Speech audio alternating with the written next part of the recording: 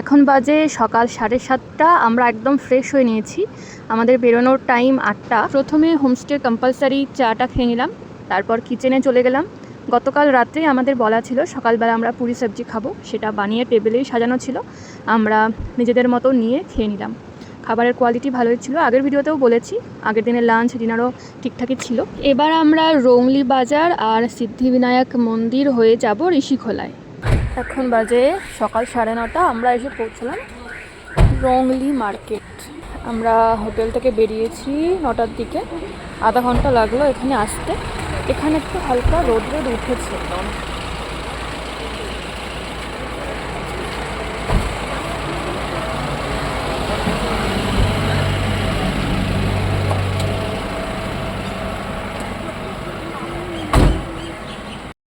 এখন বাজে সকাল 10:50 আর আমরা এসে পৌঁছালাম হচ্ছে রেনকে সিদ্ধিবিনায়ক মন্দিরে।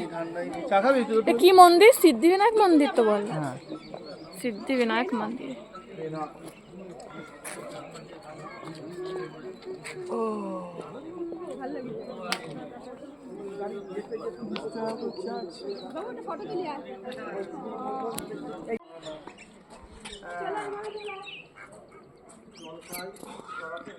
এটা হচ্ছে বজরংবলী মন্দির আর এটা হচ্ছে গণেশ মন্দিরটা।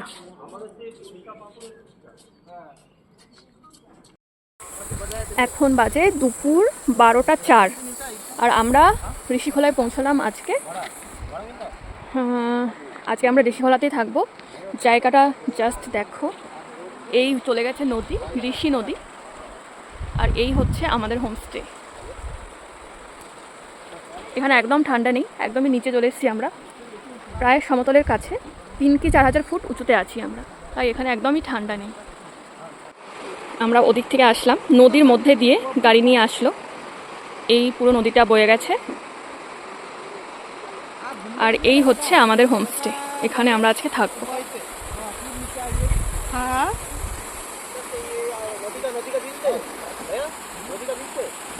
এই পেছনের রুমগুলোতে আমরা আজকে থাকবো। তোমাদের রুম ট্যুর আমি পরের ভিডিওতে দেখাবো। আগে এই নদীর পাড়ে গিয়ে একটু ঘুরে আসি। নদীর এই আওয়াজটা মানে ডাকছে, যেন না গেলেই নয়।